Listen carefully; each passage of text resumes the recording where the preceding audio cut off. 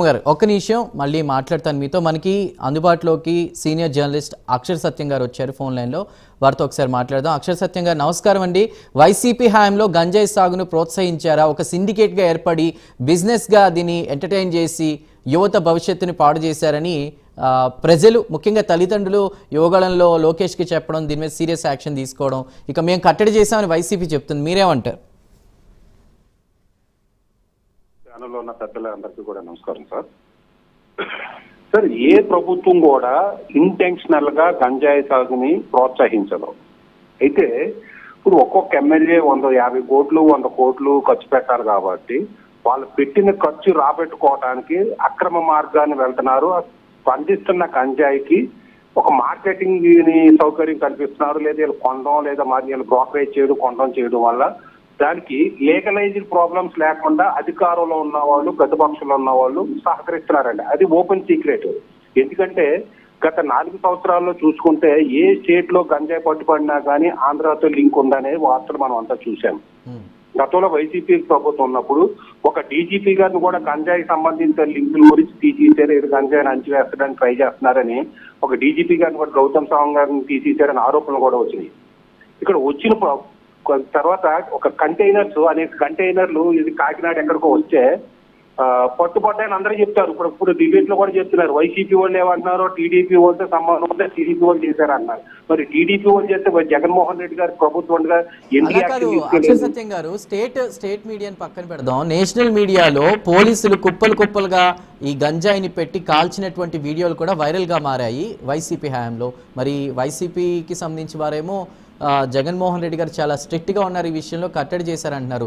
పోలీసులు ఉన్నారు, తనిఖీలు చేశారు, అదేవిధంగా అక్కడ చాలా చెక్ పోస్టులు ఏర్పాటు చేశారు. అయినా కూడా కొంతమంది పోలీసులు కూడా దీనికి సహకరించారని న్యూస్ మనం చూసాం. మీరేమంటారు? అదే చెప్తున్నాను సార్. ఇప్పుడు వైసీపీ గవర్నమెంట్ జరిగిందని అందరికీ తెలుసు. ఇప్పుడు తెలుగుదేశం గవర్నమెంట్ వచ్చిందని ఎందుకు యాక్షన్ తీసుకోలేదని అంటున్నారు. ఇప్పుడు తెలుగుదేశం వాళ్ళు చేశారు, ఇప్పుడు వైసీపీ అధికార ప్రతినిధి అంటున్నారు కదా, మీరు జగన్మోహన్ రెడ్డి గారు ఎందుకు యాక్షన్ తీసుకోలేదు? లేదు, ఇప్పుడు తెలుగుదేశం గవర్నమెంట్ వచ్చిందంటే వైసీపీ వాళ్ళు ఎందుకు యాక్షన్ తీసుకోవట్లేదు? లేదు sir. Suppose for example Paderu, నేను ఎగ్జాంపుల్ చెప్తున్నా, పాడేరు ప్రాంతంలో గంజాయి సాగు చేస్తున్నారు అనుకుందాం సార్, అది దొరికింది అనుకుందాం. దాన్ని ఏం చేయాలండి? ఆ పాడేరు ఎంఆర్ఓ ఆఫీస్ దగ్గర, ఆర్టీఓ ఆఫీస్ దగ్గర, లేదా పోలీస్ దగ్గర, డిఎస్పీ ఆఫీస్ దగ్గర ధర్నా చేసి ఉద్యమం చేస్తే అక్కడ వాళ్ళు పట్టుకుంటారు, మీరు సహకరించారు. ఇక్కడ ఏం చేస్తారంటే జగన్మోహన్ రెడ్డి గారి అధికారులు ఉండి జగన్మోహన్ రెడ్డి గారు పండిస్తున్నారంటారు, చంద్రబాబు నాయుడు అధికారులు ఉండి చంద్రబాబు నాయుడు గారు పండిస్తున్నారని సమస్యలు పక్కదారి పట్టిస్తున్నారు. కానీ వీళ్ళు గట్టిగా స్థానికంగా ఉన్న అధికారుల మీద యాక్షన్ తీసుకోవట్లేదు. ఈ అధికారులు కూడా చంద్రబాబు నాయుడు గారు, జగన్మోహన్ రెడ్డి గారు, లేదా వైసీపీ వాళ్ళు, టీడీపీ వాళ్ళు, జనసేన వాళ్ళు టీవీలో తిట్టుకుంటారో మనం మామూలుగా లంచాలు తీసుకుని సపోర్ట్ చేద్దామని వ్యవస్థ కొనసాగుతుంది. కానీ ఈ ప్రభుత్వ అధికార పార్టీకి కానీ, ప్రతిపక్షానికి కానీ, వైసీపీకి కానీ, టీడీపీకి కానీ వీళ్ళకి చిత్తశుద్ధి లేదు. చిత్తశుద్ధి లేకపోవడం వల్లే గంజాయి సాగుని అరికట్టలేకపోతున్నారు, దానివల్ల ప్రజలు మోసపోతున్నారు అనేది నేను క్లియర్ గా చెప్తున్నాను సార్.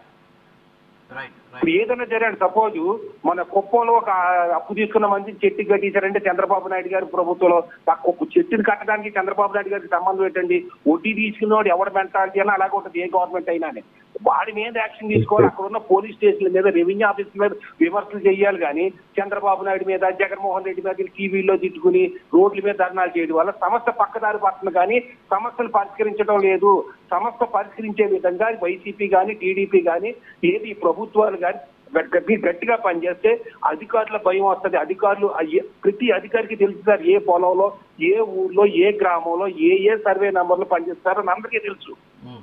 యాక్షన్ తీసుకోరు. ఎందుకంటే వాళ్ళు అడిగి ఓడేది ఆ పైన తీసుకుంటారు, అసెంబ్లీలో తీసుకుంటారు, ఇప్పుడు టీవీలో తీసుకుంటున్నారు, ఆళ్ళ పడతారు, మన పని కానించుకుంటారు. వ్యవహారం ఇది బైకులు కొనసాగినంత కాలం ఈ గంజాయి సాగుని కానీ, లేదా మరొక రేపులు కానీ, లేదా మర్డర్లు కానీ అణచివేయడం సాధ్యం కాదు సార్.